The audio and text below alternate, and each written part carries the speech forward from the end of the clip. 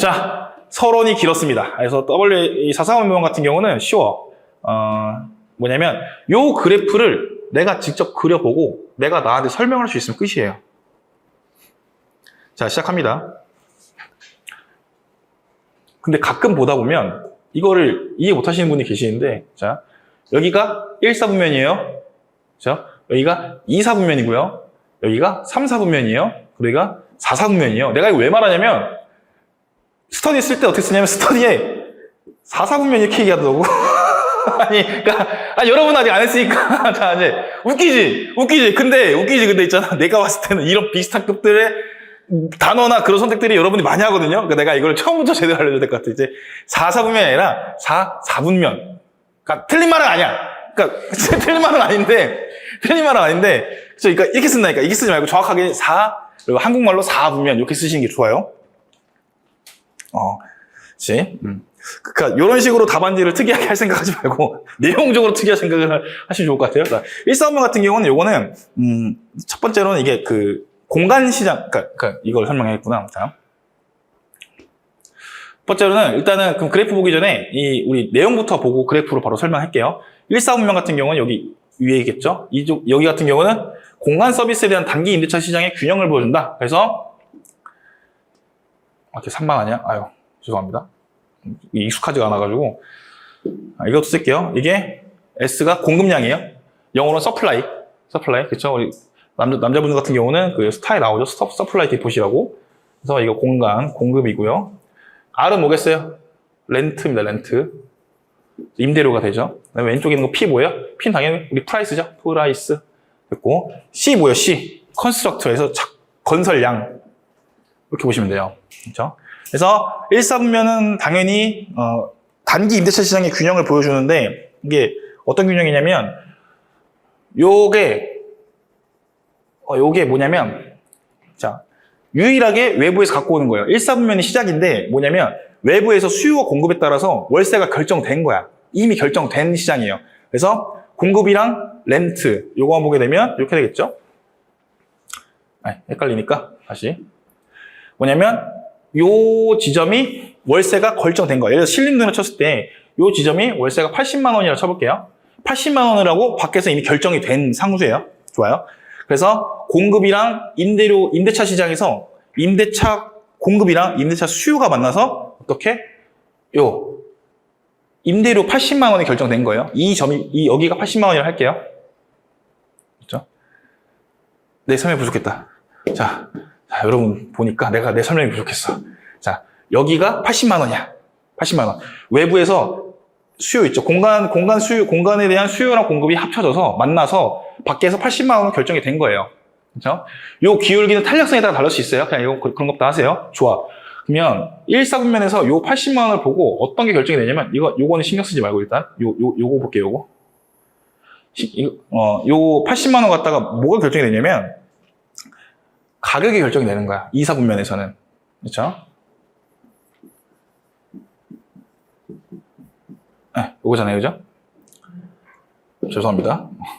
내가 오랜만에 하니까 헷갈렸어요. 그래서 이 R이 NOI예요. 그러니까 우리끼리 용어를 하면 NOI예요. 임대료 결정이 됐고 그 다음에 P. 그래서 가격이 결정이 되는 거예요. P는 R이니까.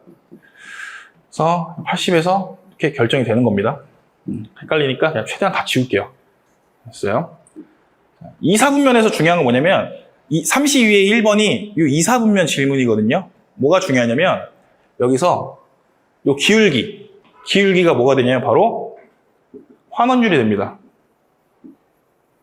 환원율이 돼요. 환원율. 80만 원이고 가격이 예를 들어서 800만 원이라 쳤을 때 그러니까 월세가 아니라 연세 80이라고 할게요. 연세 80 헷갈리니까. 연세가 80인데 가격이 800이에요. 그럼 환원율 얼마죠? 10%.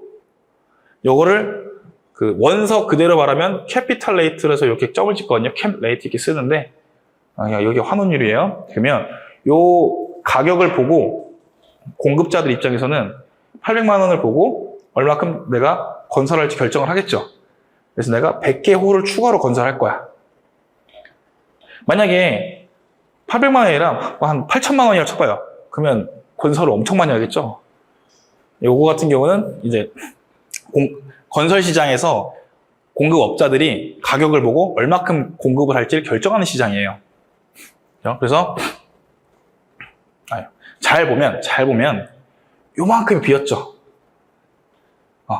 왜 비었을까요? 고정비. 최소한 이거 이상은 나와야 될 거 아니야. 이해돼요? 한 개호, 두 개호지면 품이 많이 들어가니까 고정비 이상은 나와야 될 거 아니에요. 그래서 보통 조금 더 떼서 이렇게 나오는 형식으로 나오게 됩니다. 좋아요. 그 다음에 요 100개호라는 추가 건설량을 보고 시장에서 다 소화하면 좋겠지만 소화가 안 될 수 있잖아요. 요거는 재고 시장입니다. 그렇죠? 많이 지으면 지을수록 재고가 늘겠죠. 요 시장이에요. 그러면 요걸 보고 다시 균형점이 형성이 된다. 요 논리인데 이게 균형 상태예요. 근데 균형 상태가 시험에 나오진 않겠지. 뭐가 나오냐면 시험에서는 이거는 내가 지난 한 5년 동안 나온다 했는데 32회 때 나와가지고 그나마 좀 면을 차렸던 건데 제일 중요한 건 요거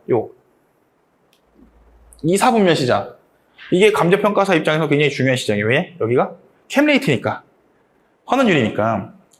그래서 시험에 뭐가 나오냐면 요 환원율의 변화가 나와요. 예를 들어서 환원율이 이렇게 내려갔다 쳐봐요. 왼쪽으로. 그러면 캠레이트가 환원율이 줄겠죠? 이해돼요? 그러면 환원율이 줄면 가격이 오를 거 아니에요. 그렇죠? 그러면 같은 임대료임에도 불구하고 자, 크게 할게요. 자, 같은 임대료임에도 불구하고 환원율이 내려가게 되면 가격이 오르게 되겠죠? 일단 요 점은 무시하시고 오르면 가격이 오르죠?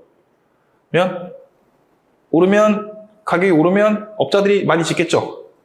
많이 지으면 많이 남겠죠? 많이 남으면 어떻게 돼요? 임대료가 줄겠죠? 임대료가 줄면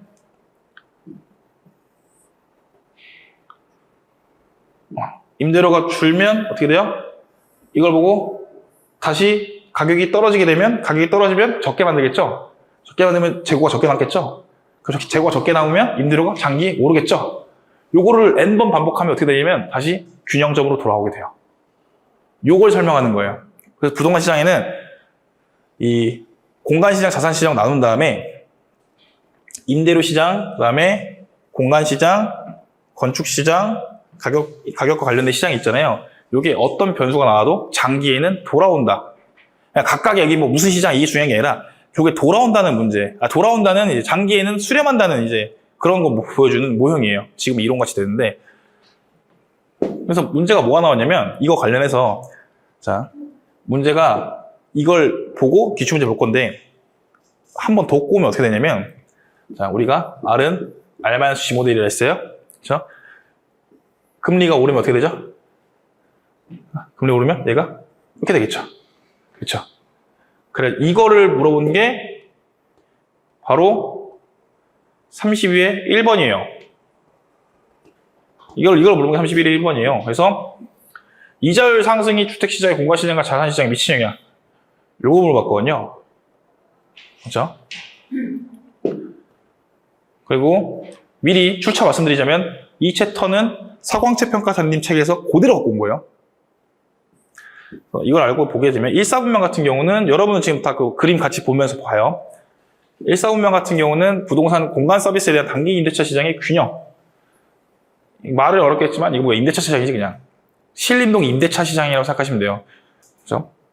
가로축은 공간 재고, 세로축은 임대료. 그래서 임대료에 따라 당연히 우하향하겠죠. 맞아. 임대료가 비싸면 공급 많이 할 거고, 적으면 사람들 수요가 많아질 거고. 그래서 소득이나 인구 또는 고용 등이 증가하면 공간 서비스 수요 곡선은 오른쪽으로 이동하게 되고, 이에 따라 단기적으로는 임대료가 상승하게 된다. 우리 경제학 시간에 배웠어요. 그래서 그 선 안에서 올라가는 거랑 선 자체가 이동하는 거. 그거예요. 그냥 그거일 뿐이고. 그 신림동 임대차 시장도 내가 봤을 때 지금 오른쪽으로 계속 밀려나고 있어요. 이렇게.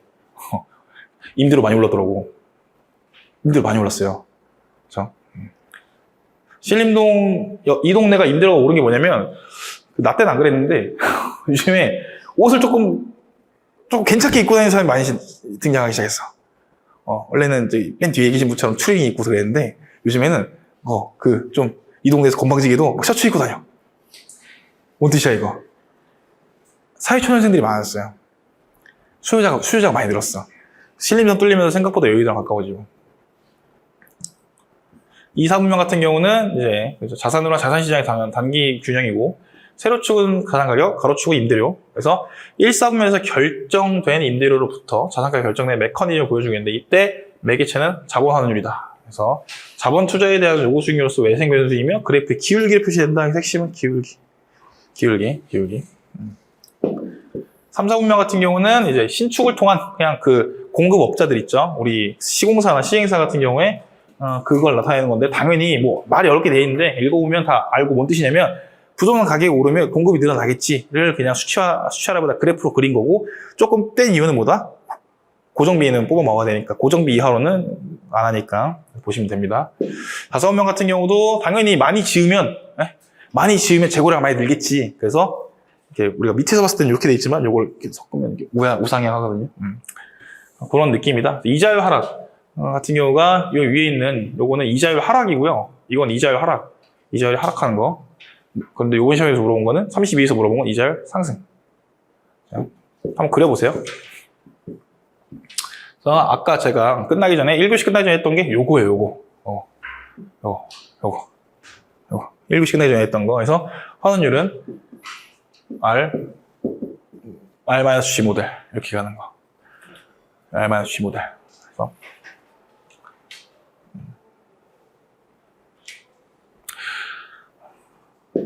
이거랑 비슷한 게 뭐가 있냐면, 우리 실무 배울 때 그 감가 수정할 때 직선법 배웠죠? 직선법. 배 나와서 이렇게 내려가네, 이거. 직선 배웠잖아요. 그 환원율 조정 파트에서, 이거 배웠죠? 감가 수정액만큼 더해주는 거, 건물 같은 경우는. 왜요? 이 논리 똑같아. 가격이 떨어지니까 더해준 거야. 가격이 올라가면 마이너스겠지. 이해돼요? 똑같아, 이거랑. 매년 건물 가치가 떨어지잖아요. 그만큼을 환원율에 넣어줘야 된다고. 보통 2% 넣잖아요, 2%. 50분의 1이니까. 여러분이 임대인을 생각해봐요. 건물 가격이 떨어지는데 임대료는 똑같잖아. 그럼 어디서 방어해야 될 거 아니야? 어디서 방어해야 돼? 환원율에서 방어하는 거예요. 방어하는 표현이 그런데. 그래서 이 이자율 하락이 그 위에 있는 이 책에 있는 모델이랑 똑같아요. 그래서 그 수정된 거, 그게 요거예요. 이자율 하락도 한번 시간 될 때 한번 그려보세요, 스스로. 그러면 이렇게 나와요. 4상면 모형의 유형성 및 한계. 유형성 같은 경우는 유형성을 딱 봐봐요. 그래프로 딱 봐봐요. 지금 봐봐요, 그래프. 뭐가 유형해요? 한 번에 변수 4개 한 번에 분석할 수 있잖아요. 그거야, 그거.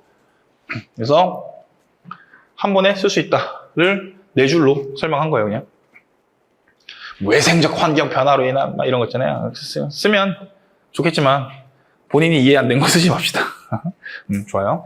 한계는 명확하죠. 첫 번째, 이 4개 말고는 우리가 분석을 못한다는 게 한계예요. 그리고 우리 부동산 시장에는 이거 말고도 엄청나게 다양한 변수들이 있는데 이것만 갖고 한다는 게 말이 안 되고, 장기 균형수 찾기 위해서는 시행착오를 겪어야 되는 것도 맞고, 그래서 자본환원율의 자본시장에서 결정된 외생 변수라 가정하고 있는데, 이는 일반적인 부동산 분석에 사용하는 것과 다소 차이가 있고, 기대와 공실이라는 현실적 측면, 난 이게 제일 큰 것 같아요. 공실 날 가능성이 있기 때문에 그런 것도 다 무시하고 있죠. 그래서 DW 같은 경우는 중요한 거는 이걸 다 완벽하게 이해하면 좋겠지만 우리 그럴 시간도 없고 그럴 필요도 없어요.